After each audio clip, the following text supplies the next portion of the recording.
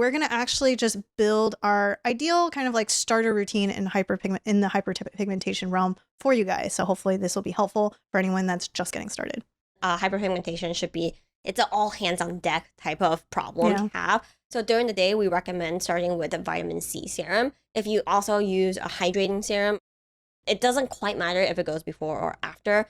Texturally speaking, I prefer using vitamin C after Aquafix. I just feel see ferulic directly on clean skin for whatever reason. At least this might be a mental thing for me, but I just feel like the hot dog water vibes is that much stronger when you have nothing else going on. You're just like, eh.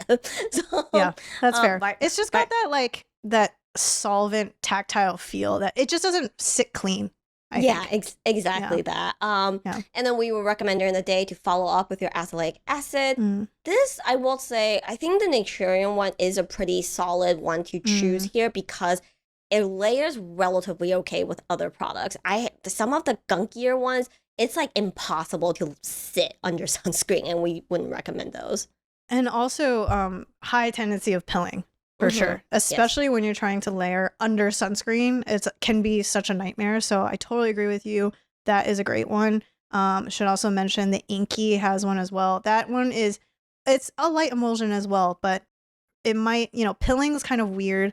It's really skin dependent. So, those would be the two options you can look at if you're dealing with any of that. Yep. And last but not least, definitely finish off your daytime routine with a sunscreen. Per recommended by that one clinical test, reapply often. Yeah. And then in terms of evening, this is where you can start adding in things like your retinoids. There are hyperpigmentation active serums that are going to have, actives like kojic acid blended with, your tranexamics, your silymarin, your all of this.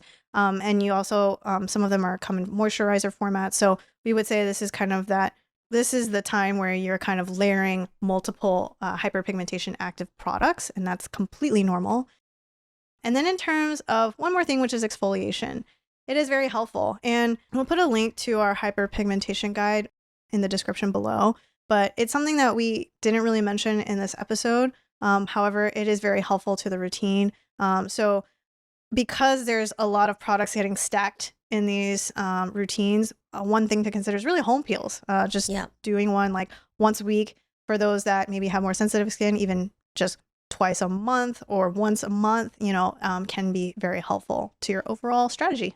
Yeah, hopefully this was helpful. And all of these are things you can get at the cosmetic level. If you're thinking about leveling up and getting a prescription, the two big dogs there are azelaic acid and tretinoin. I will say, kind of referencing back to our retinol versus tretinoin episode, if you have a retinol that you like and love in your routine, you don't necessarily have to go down the tret rabbit hole, but prescription level azelaic acid might definitely be worth exploring. For sure. And on that note, that is the end of our episode. We hope this was helpful to you guys. Hopefully we've given you some new ideas on what you can incorporate specifically for this very stubborn concern.